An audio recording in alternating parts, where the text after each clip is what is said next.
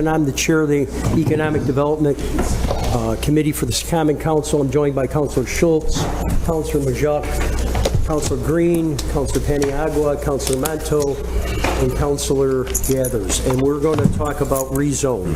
This is the second meeting the council has had on this. There's been numerous other meetings throughout the community. I also want to mention that there'll be a public hearing in these chambers on June 7th at 5:30 for the public to comment before the council. Also, though, we'll probably vote on this. It looks like, I believe it's June 20th. So before we go on further, I just want to thank everybody who's been involved in this process. It's been a long and laborious process. It's 3 to 4 years. And I'm going to call up Mr. Carney to give us a little bit of an overview, wherever he might be. Counselor? Okay. Oh, you're there. You're there. I was expecting you over there. If I could be so bold, is this okay? Peripheral vision is gone. Yeah. When I can say this, can I say this again? When Councilor Carney started this, his hair had no gray in it, and I actually had hair. So. Yeah. There's some truth to on, both. Unfortunately, that's true. Good morning, Councilors Owen Kearney, City Planning Division and Project Lead on Rezone Syracuse. We appreciate your time this morning. My intention is I have prepared some remarks just to provide some context for the discussion that will ensue. Obviously, after those remarks, I'll defer to you, Councilor Hogan, to lead that discussion. But I thought it would be helpful to provide these remarks. Again, most of the folks in this room have heard some version of this, but I think it would be helpful going into this committee meeting and subsequently the public hearing next week. As you are well aware, of how long it's been since the city has last comprehensively updated our zoning. It's been far too long, and I'm here this morning to report that Rezone Syracuse will deliver a modern, forward-looking zoning ordinance and map which will address the zoning needs of our growing community. Rezone Syracuse consists of two component parts: a comprehensively revised zoning ordinance that will update and replace the city's existing zoning regulations and procedures with new and revised land uses, zoning districts, development standards in a new user-friendly format.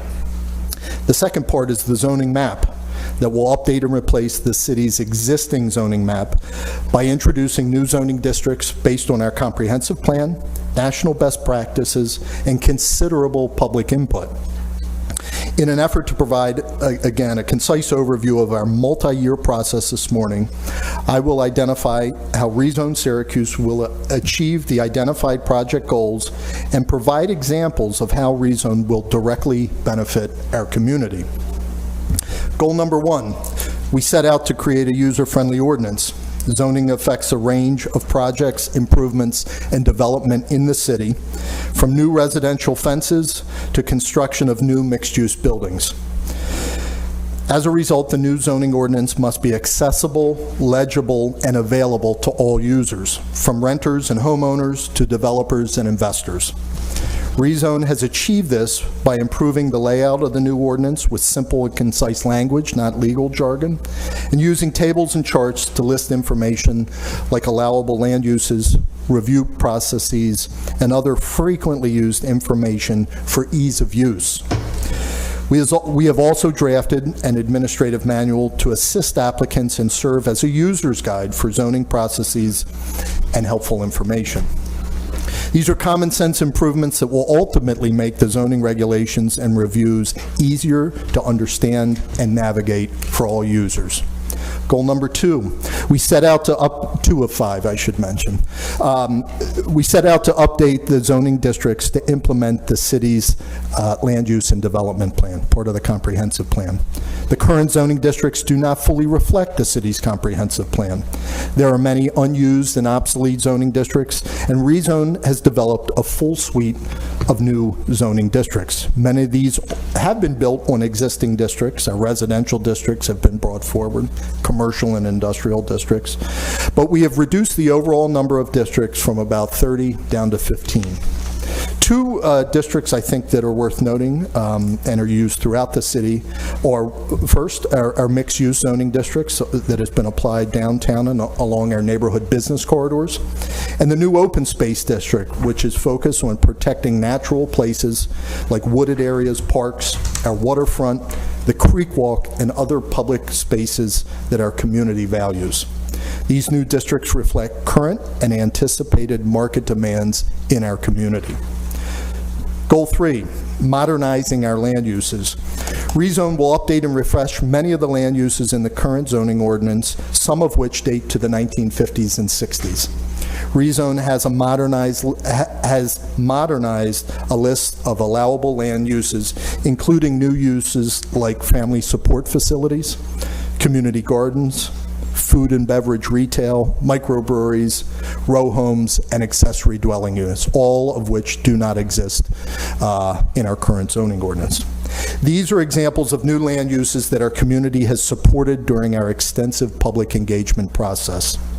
Rezone will also include new accessory uses introduced to allow backyard hens, rabbits, and bee colonies in residential districts throughout our city, which has proven to be one of the more popular aspects of rezone. Like creating a more user-friendly ordinance that I mentioned earlier, updating and modernizing our land uses is a helpful way to improve quality of life in the city and provide residents and business owners with new opportunities. Goal number 4, introduce uniform standards to improve the quality of development. Rezone has created new citywide development standards. As you know, they currently exist in certain places, but the new standards are citywide. These standards will help improve the quality of development and redevelopment citywide and address nuisance issues by reducing sign clutter, requiring landscaping and bike facilities, improving exterior lighting, and enhancing building and site design.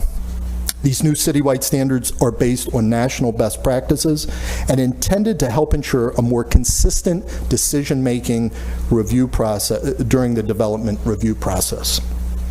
These new site and building design standards will also improve compatibility between our residential areas and new mixed-use areas and commercial development throughout the city, which is common along all of our neighborhood business corridors. While many of these standards are new, we are also considerably reducing outdated parking requirements and providing incentives for bike facilities, transit use, and on-street parking that do not exist in our current zoning ordinance. Our 5th and final goal was to streamline the development review procedures. Like the first goal of creating a user-friendly ordinance, the development review process affects a range of projects, improvements, and development in the city, from small to large. Rezone has simplified and standardized many development review processes, which will allow zoning staff to make quicker administrative reviews for smaller projects and perform larger, more comprehensive reviews and public hearings for larger projects. These public hearings will also benefit from new public noticing requirements, including requiring applicants to post notice of projects, development projects, on site to ensure public awareness and stimulate public participation in this process. One of those new procedures in rezone is the site plan review process, which will replace the current project site review. The site plan review process will better align with New York State procedures and will include a pre-application conference and a sketch plan review. Again, a typical process for larger projects where the development community can come in earlier and get some initial feedback rather than waiting for the end of the project after considerable time and effort and resources have been spent. These regulations will improve our processes while ensuring the public is engaged and the expectations for applicants are clear, but they won't abandon our role in ensuring that new development is compatible and properly vetted prior to construction. These 5 goals were the foundation upon which rezone was developed and drafted. Very briefly on that presentation of rezone, it was presented and discussed in our community, as you've heard me say multiple times, at approximately 100 public meetings, which were held in every council district, every TNT sector, approximately a dozen city schools, and over a dozen community centers, libraries, churches, and other public gathering places throughout our community. This community and stakeholder input has helped guide the process and was responsible for numerous improvements in the final ordinance and map. These changes reflect an engaged and growing community.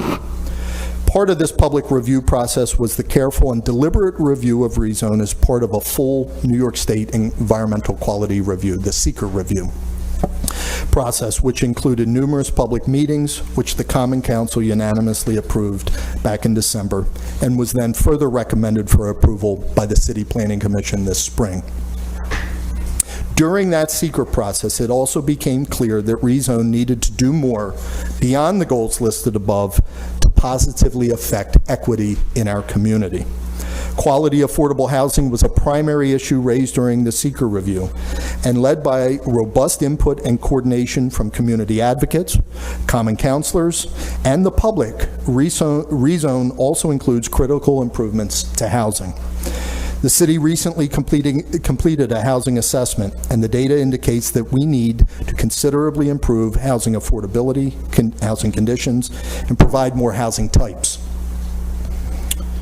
Rezone begins doing so by establishing accessory dwelling units and attached dwelling units like row homes throughout the city as a new allowable use to increase housing choice and housing affordability.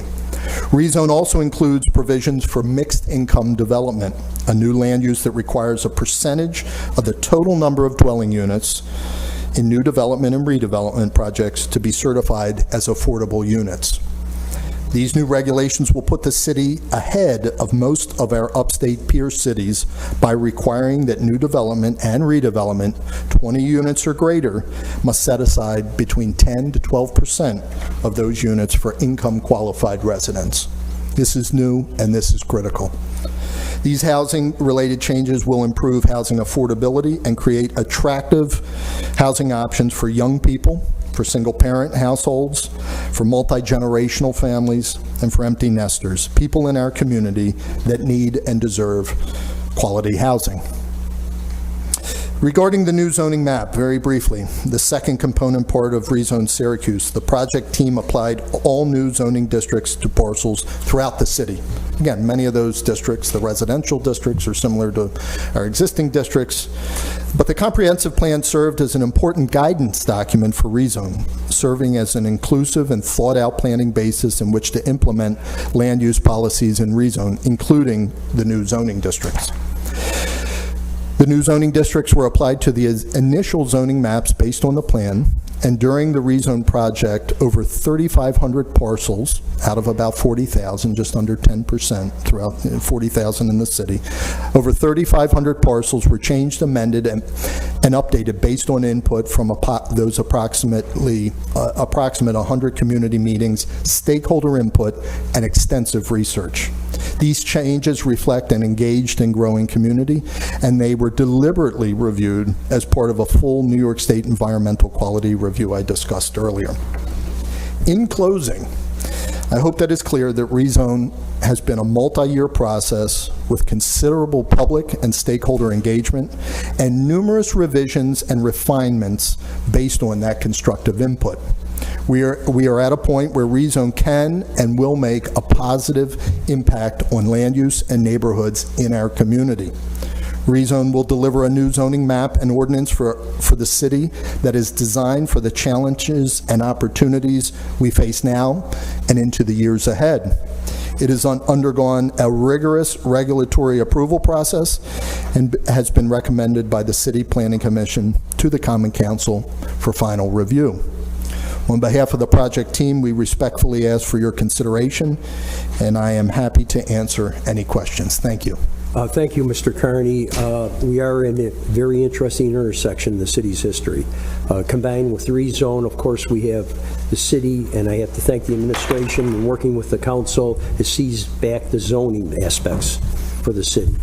For years we struggled, and I was one of these advocates that constantly struggled with county employees determining what happened in the city of Syracuse as far as zoning goes.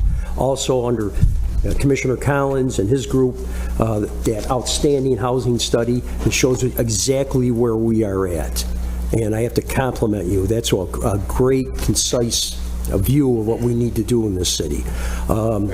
I think there's a misconception out there a little bit with the public. Procedurally, Owen, everything remains the same as far as project site review, things like that. Just because we have zoning as new zoning has a template, it doesn't mean that we're walking away from project site review, planning commission's involvement, and all the other things, permitting and all that has to go as far as building a new building in the city of Syracuse. That's right. The site plan review process is a statewide review process, so we are transitioning to that. Projects will be reviews based on size, minor and major site plan reviews. That's still the Planning Commission's role, the Common Council's role, particularly in special permits. The environmental review will occur on applicable projects. All of that is still in place. This is new, this is revised, this is improved, but it's not an abandonment of our public engagement processes, of our both administrative and board review, and of legislative review for, needless to say, for bigger actions. That is correct, Councilor. Okay, thank you. Well, I want to open it up. This meeting is for the councilors because we'll have to vote on this, obviously. So I'll open it up to council for questions. Yeah. Thanks, Owen. The affordability component, can you walk me a little bit through enforcement and how you'll be able to keep track of that over time? Right, and I may defer to a few colleagues, but generally speaking, the city, and particularly the Neighborhood and Business Development Group, currently administer a whole suite of housing programs, has staff and has capacity to do that. And generally speaking, between the new arrangement, zoning arrangement that Councilor Hogan noted, all of that will be part of the NBD team. And so the zoning application, the permitting, and specifically the affordable housing component, the review, the income verification, all of that will be done by staff who is, as I mentioned, already doing that type of work on other projects and will be used for this component moving forward. I was wondering on that particular, to Councilor Green's point, will that be incorporated in the UTEP for CITA at all? Because I think that would be a great mechanism as far as enforcement of that goes. Yeah, so Councilors Michael Collins, Commissioner, Neighborhood and Business Development. As Owen mentioned, we currently have for decades been monitoring through annual process related to our HUD grant. So any project that's got home dollars in it, for instance, has to annually report on that. So that infrastructure already exists within the UTEP. We'll be able to do it the same way as what Owen just described right here. So if it's market rate housing, not only will they have to have a certain number of units for affordable units, but also we'll incorporate in the UTEP as far as CITA goes in case we can seize back any kind of benefits if they don't adhere to that. So we've got what we've got in front of us right now is the template that we need to be able to make sure that we can use our current tools to be able to do all of the monitoring. We're looking at exactly all the different ways that we can do enforcement on it. Frankly, projects that are brought in front of us right now, they're a year out before those are met. And that gives us the time to be able to refine a little bit on what happens if a year later someone's late on being able to provide us with that information. Now you're going to have to discern, especially with some of those student housing projects, you're going to have to discern an income level that's affordable. So we're working at the 80% of the area median income. Okay. Michael, while you're up here, I guess, one of them, probably the most troubling thing to me inside of that housing study is the condition of the housing stock in the city of Syracuse. So can you talk a little bit from your angle, what do we look like 20 years from now with a stock that is falling apart? I would say if we were, as a city, not on the trajectory that we've been on for, at this point, the last 4 or 5 years, I would be really worried. What we have in front of us right now is a growth opportunity that we've all discussed, from frankly, the fact that our census data showed in the 2020 census that we are a growing city. Interestingly, we're growing within the millennial demographic, which is a demographic that we expect that their income will grow as they're here. And then obviously all the growth that's going to be related to Micron. Mayor's talked about the fact that we're a city that was built to handle about 220,000 people, so we have a lot of space to be able to grow. We will have to find what the right interventions are to make sure that we're able to address those needs in a way that addresses the market gap and the affordability to gap together. Because if we do just one, it doesn't leave the other one where it is. It will actually pull the system out of balance. And so that's, as we look at the market study, we know what baseline is now for property condition, for property value, and for what our constituents want and need, and those that will be moving here that aren't here yet. And so we're going to have some difficult choices in front of us about how to address it. But we've got to, we have, I believe, the leadership to do that within this community, and we're going to find the tools that'll be the right tools to do it. It's going to be a challenge. Councilor Green and Councilor Hogan's question before it gets too far gone. For the economic hardship component of the landmark preservation oversight for folks submitting applications where they can't afford to do renovations based on what the standard is, who's going to be processing that information as well? Is that MBD? Is that landmark preservation? Because we're talking about social security numbers and tax returns, and is that something that the department's already do? That's all information that we already do currently for everybody that's living in housing that has home money in it, for everybody that is living in housing that we do lead remediation in. That's all systems that we've been operating for decades. Okay, so it goes to NBD. The answer is specifically NBD. NBD, so not Landmark Preservation Board. That is correct. Escalated to your department that has experience. That do these fiscal processes, as the commissioner said, for other grants, home grants, HUD dollars. So the preservation board, they'll get like the back end of it. They'll get the information, but it won't have like the personal information. So they won't sound like social security numbers. Yeah, that wouldn't, that obviously like wouldn't be shared. Yeah. Okay, great, thank you. Thank you. Okay, Deputy Mayor. Deputy Mayor Sharon, what the council approved for the redesign of NBD with our new structure is exactly what we needed to support these changes through rezone. And so all of that administrative support needed now is in-house and gives us our own power over how we make determinations and process. Oh, and so I want to tie in Councilor Monto's questions about the housing study, and specifically how we have fallen behind from a market-based perspective about investment in housing.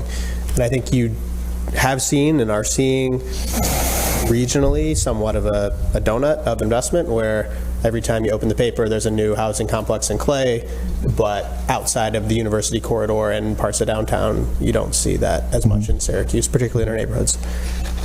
In other cities that have modernized their zoning, how big of a component is that in terms of encouraging investment in the housing stock in Syracuse, and what can we expect the difference between, new rezone versus the current zoning?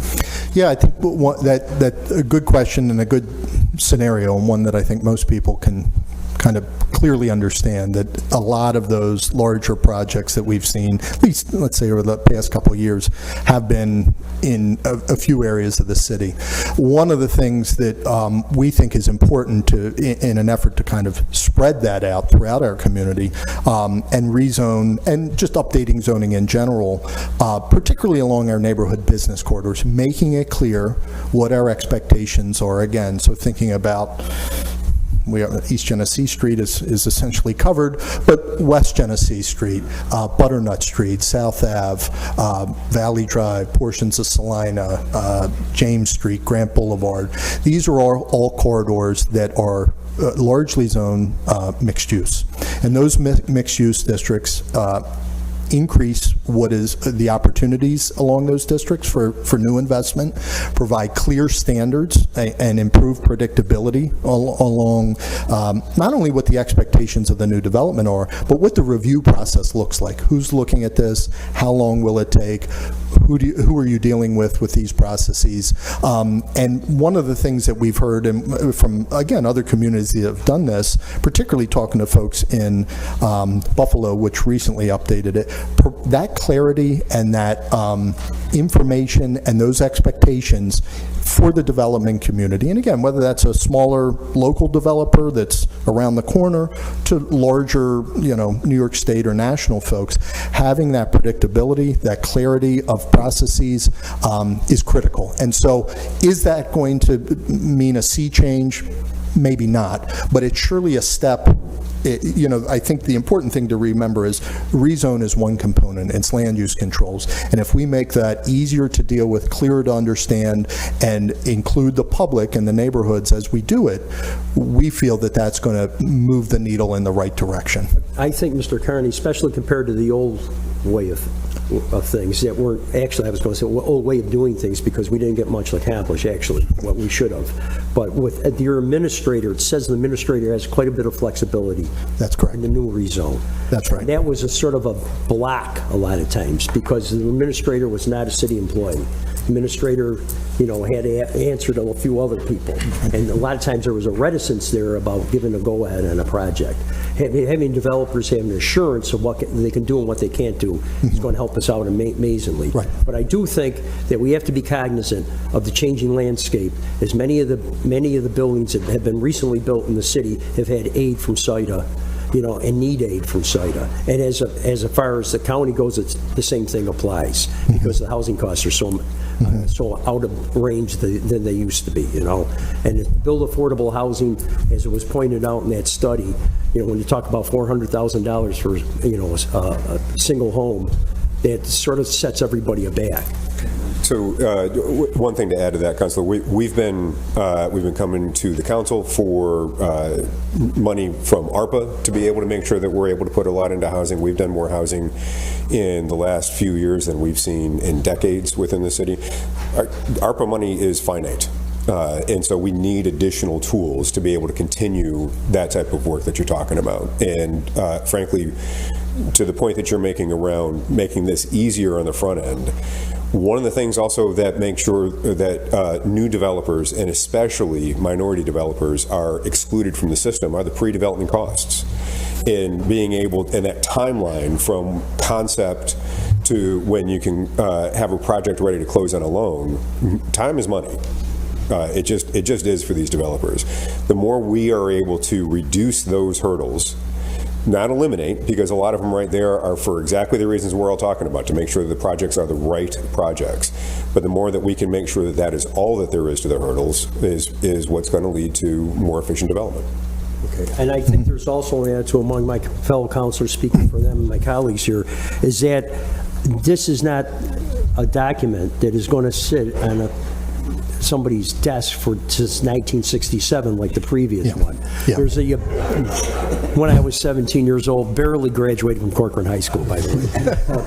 But we can amend, and maybe I don't know if you want to speak to this, Joe, a little bit about the ability for the council to amend this, and what kind of procedural way, in order to anticipate that might be coming down the road here, as far as Micron and all this other growth that we would have to do to amend any kind of piece of this document. Yes, good morning. Joe Barry, First Assistant Corporation Counsel. It's not unusual to amend the zoning ordinance. Over the years, we've had some, I think, smaller amendments for like planned institutional districts and other text amendments. So I think it just, this process, because it's so large and so transformative from 1967, just puts a bigger focus on the amendment process.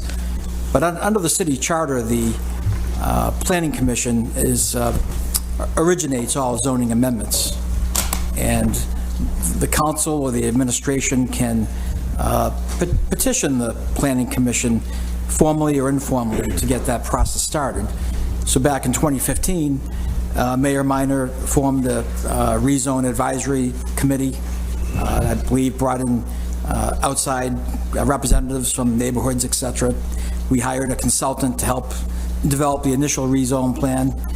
And then after a lot of review, especially with the environmental review process, it went to the council for the environmental review, and then back to the planning commission for that final approval several weeks ago. And that's where some of the confusion comes into play, because the 1960 charter was adopted before New York State adopted the Environmental Review Act, SECR. So we felt it was better for the council, because of the extent and importance of the changes, to be the lead agency and conduct the secret review, which, as you recall, you did through many different steps, scoping and the draft generic environmental impact statement, the final impact statement after the public hearing. And so, to make a long story short, to some extent, there's two tracks for any major amendment. You need to deal with the environmental review, and then have the planning commission kind of do the zoning, the initial zoning work to make sure it conforms with zoning goals, and they have their professional expertise, but ultimately a major amendment comes back to the council for final approval. So procedurally, council could write a letter to the planning commission to ask them to consider an amendment. They would go through their processes and it would come back to the council? Correct. Or you could adopt a formal resolution if you want it to be a little more formal. Whole council, And is okay. there community input through all that process? I'm sorry? Is there community input in the changing process? Oh, yes, there's depending on the scope of the amendment, there, obviously with rezone, I forget the number of community meetings Owen had, but they were quite numerous, I believe, over the years. Yeah. A smaller amendment, the planning commission would typically always have a public hearing. And then I think historically, the council has always had a committee meeting followed by a public hearing as well for any significant amendments. So, Joe, with that, does it mean that if we recommend any amendment, do we have to go through the seeker process again to involve the state and all of that? Depending on the scope of the amendment, seeker does kick in. There's different levels, whether it's an unlisted action, a type 2 action, or in the case of rezone, because of the extensive scope, you ended up issuing a positive declaration and doing a full environmental impact statement. So what you're saying, if I'm hearing correctly, is that if we were to make changes here, considering how long the seeker took, it could delay this, right? If we were to say we want to change something. Future amendments? Future amendments, and maybe now as well. What does that look like? Well, it really it has to be analyzed on a case-by-case basis, what the scope of those future amendments are. If they're technical amendments, they may not require any seeker. If it's a minor text amendment, it may be just an unlisted action that you do a more concise seeker review and vote on. And I'll stop. Talk about the technical. Break that down.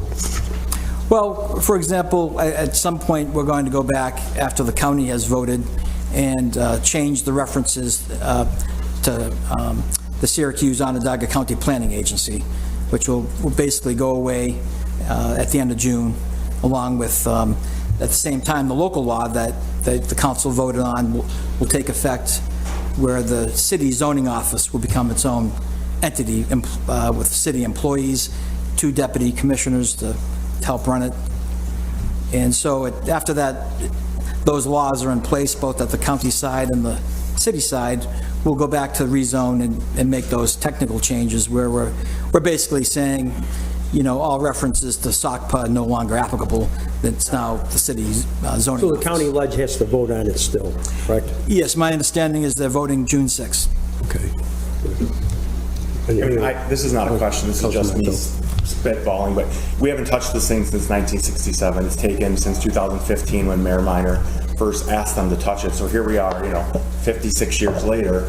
on the cusp, if we're not already there, of a housing crisis. About to rip down a large concrete racial barrier in the south part of the city. For me, the opportunity is in front of us to actually provide fair and equitable housing to people that deserve it. We need to build. And if you don't believe that, let's go to the Skyline apartment building and ask us, where are those people going to move to? Where are people that have bettered their economic situation and bettered their education, whatever it may be, and they're looking for an apartment? Find me those apartments right now, because I can tell you they're not there. So this is not for you, Joe. I'm just talking because you're up there. It's been bubbling up in me as I've been sitting here, but you know, we've waited a long time to touch the zoning ordinance, and I don't think we can just sit here and wait any longer. We have housing stock crumbling. It's time to build. I just, to the point, I just want to be clear. Commissioner Collins and I attended the County Ledge Committee meeting. What they're voting on is the restructuring of SACPA and that. So I just want to make sure there was clarity that that's what they're voting on, County Ledge. So if they don't approve it, then that's not aligned with what we're proposing, so we have to go back to the drawing board and redo? That would not affect rezone. That would affect what you already voted on, exactly. All indications that we received during the committee meeting is that there were no issues with it. If I had a bet on that, that is a lock. They're going to vote yes to.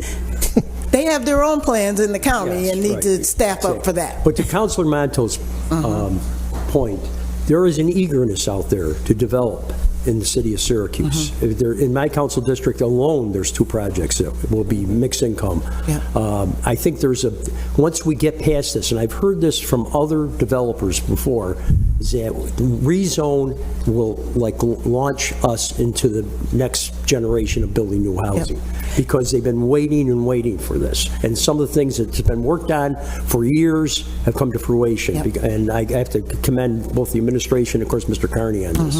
And Deputy Mayor, because you brought up the county, this was the end of my statement. Sure.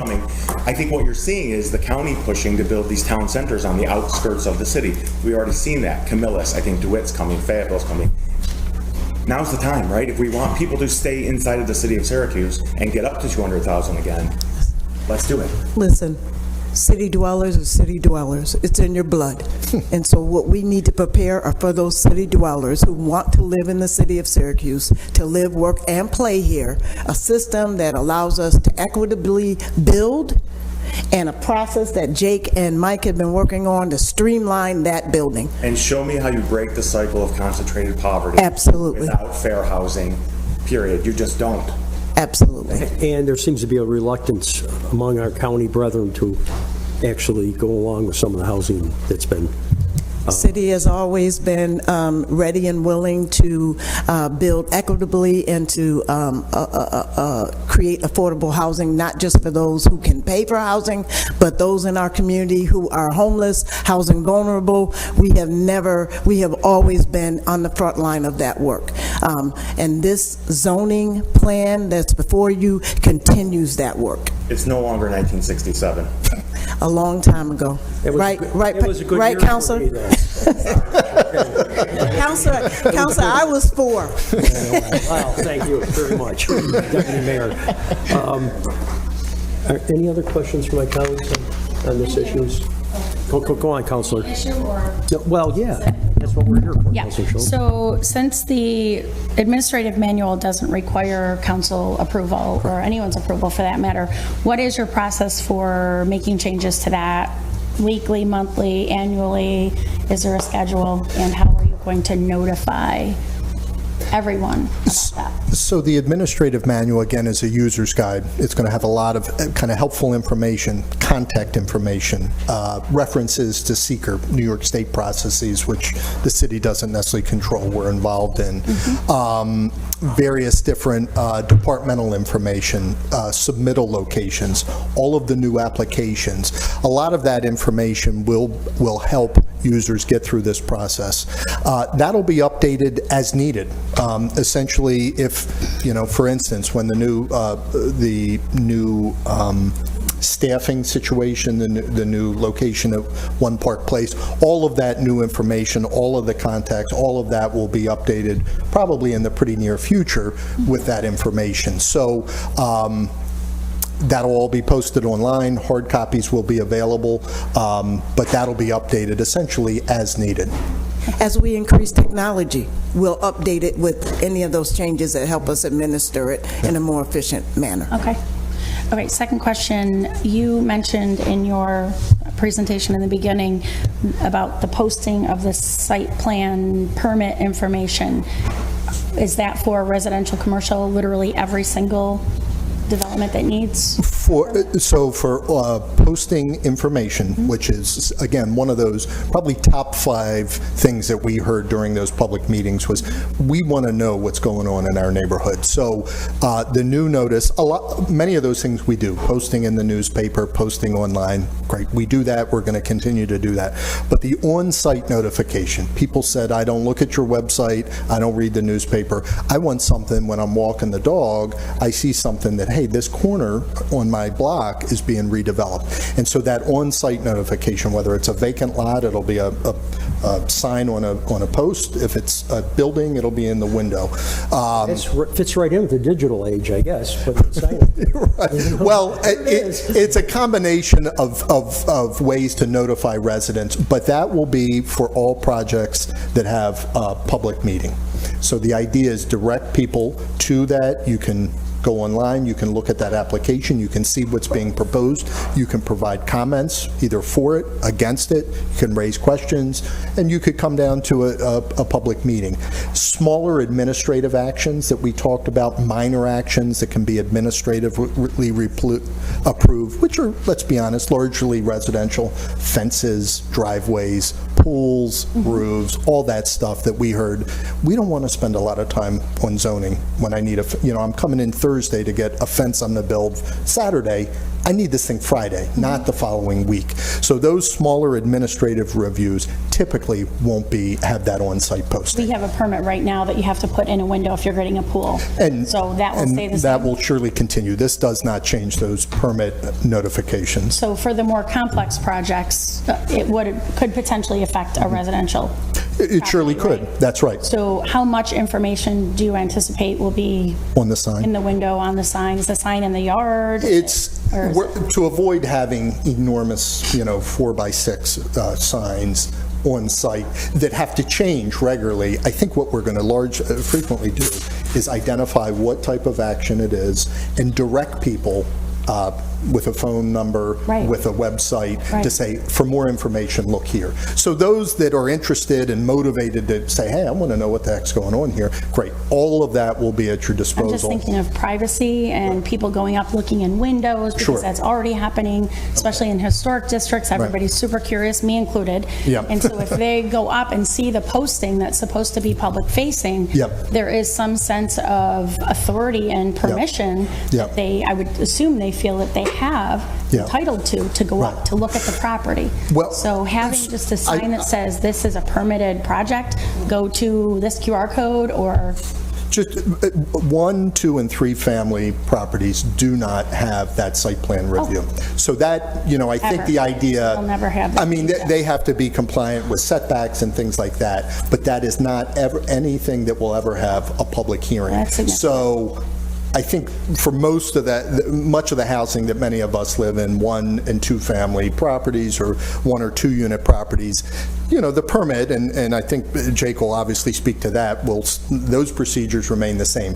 But from a zoning standpoint, that notification's generally going to be for larger projects and along our business districts and in our higher density residential areas. Generally. So and I think I can specifically say, a single-family property is not going to have a public hearing. I mean, I guess if you're re-subdividing something, that does require a public hearing to re-subdivide. But that review, that zoning review for an addition on the back of a single unit or 2 unit house will not have a public zoning hearing. And that's what we're talking about as far as administrative decisions. That's correct. Right. I mean, it gives us a lot more flexibility. Right. Mr. Dishaw, do you? Yeah, just wanted to say that this is an enhancement of what's already being done, because what we've heard from the public for feedback. So, they wanted more than just, the public noticing. They wanted something on site, so this delivers that. But, Owen pointed out, this doesn't change building code requirements and permits for departmental reviews for site work, foundation work, building permitting, fire code needs, like all of that remains intact and will be cohesive with this process in one. And rezone, to Councilor Monto's point, this is a starting point to bring us into today's day and age. We change our building code and licensing things all the time with you. Rental registry stuff, licensing requirements. I mean, the same thing can happen. We need to be iterative with this. We need to be ahead of what's happening in our surroundings and in our environment and with our housing, with our conditions, what's happening in the world, what's happening in the region. And so amendments will come, and they'll have to. Otherwise, we'll be in the situation again in 50 years. And, I don't know if anybody in this room will be here then. Maybe I'll still be kicking around. I don't know. Me and Councilor Monto will be here to ride this out. Hey, but don't count me out. Jake, as far as that goes, as far as the permit review that goes through all the departments, we've addressed, I know it lags in one particular department, and it's I'm not throwing bricks at the fire department, but have they hired a civilian reviewer yet? Do we know? I believe they're very close to making a hire on that. Because it used to be a deputy chief used to have to go in, and deputy chief has a lot of things on his plate usually. All of that is being included in all the revamp work that we're doing. I appreciate that. Yep. Because that is another thing, is waiting for that review process to come through. And I know you've been working really hard to speed up that process, and it's way better than it used to be, believe me. So, Back to that signage, though, 1 to 3. it's almost, no, I know. Let's get the signage out of the way there, Councilor Schultz. I couldn't agree with you more with all of the iterative process, with bringing everything up to, today's standard. One of the things we're dealing with today is theft and privacy and invasion.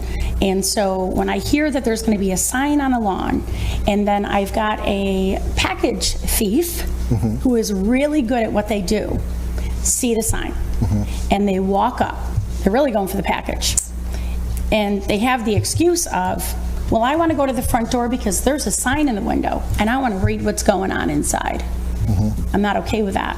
I'm okay with this property has been certified by codes and zoning. For more information on this property, scan the QR code and it can be seen from 100 feet away. And almost like if you're reading it within 5 feet, you're too close, you need to go after. It's just a privacy. So the signage is to inform. What we heard clearly, as Owen said, is that I don't go to your website, I don't check the little font on the paper or public notices. So the signage is just simply to bring notice that there's going to be a public process regarding a development project. It's on the ground, I'm walking my dog, I'm stopped at a traffic light.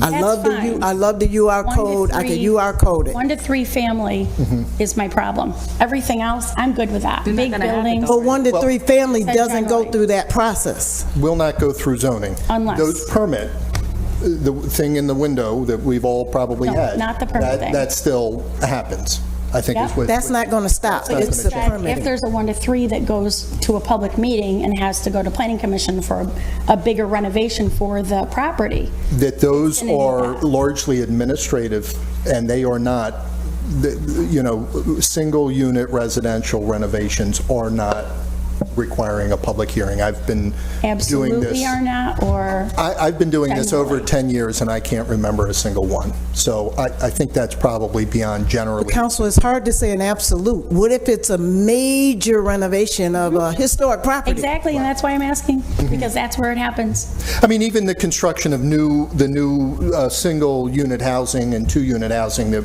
has recently been opened, that there was an internal zoning review process. That did not have any public hearing. There was, if those were done a year from now under this new zoning notification, that would not require on-site notification. So I think the projects that will get this are major site plan reviews, which are Yeah. 8-unit and greater. And again, that's fine. It's the Yeah. 1 to 3 that I'm concerned Yeah, about, and yeah. I'm not hearing with absolute certainty that they will be excluded from that. There is no absolute certainty that they will be excluded.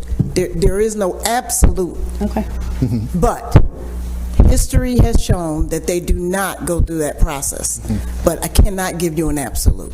There's no absolute certainty that I won't become a figure skater tomorrow either, but I probably Is code There actually is enforcement, certainty on it. is code enforcement going to enforce when the signs are not posted as required?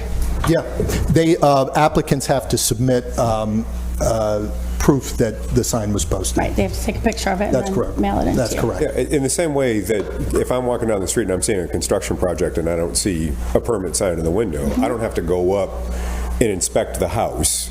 I can email Jake and say, check out this address. There does not seem to be a posted sign. So, You as Commissioner Collins, not you as John Smith walking his dog. so John Smith walking his dog, can you? Does it all the time. Yeah. Right, but if there's nothing posted in the window, they go up and they look around to every single window. You city line at it. Right. You don't have a right as a citizen to go walking around somebody's private property. I think So- we're wandering a little But- bit Yeah. off of rezone here. I think that Councilor Schultz's constant vigilance and the administrative issues that we can sort of like go one by one, we'll be able to. Well, handle. it's public safety, so I hope we can consider, Well- looking into this further, because it's happened, Counselor. Well, I believe it has, and certainly, I have never seen it happen in. Okay, the street, and that's fine, okay. It has. Are there any other questions regarding rezone to councilors? Okay, hearing none, I'm going to ask everybody to make sure, who wants to make a public comment, to please show up on June 7th at 5:30 in these chambers, and then that'll be the last part of the public process, and we'll hopefully vote on it. I do have one more thing, and it's related to the word landscape that's in Article 6.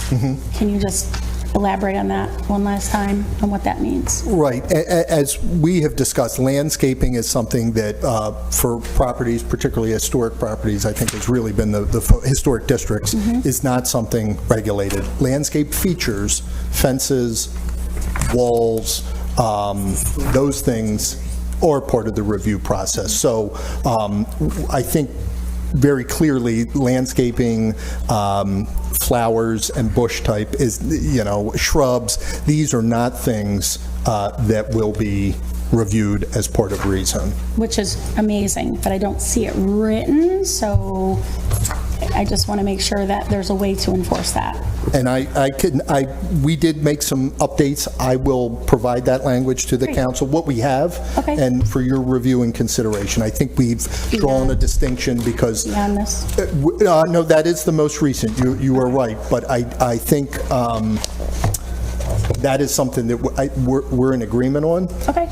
And I'll make sure that we get there. Okay. Good, thank you very We have a much. full agenda at our study session. I'm going to ask for a motion to adjourn. Second? Second. Okay, adjourn. In and out. Thank you, Ellen, for all your work. Great job. You're going in.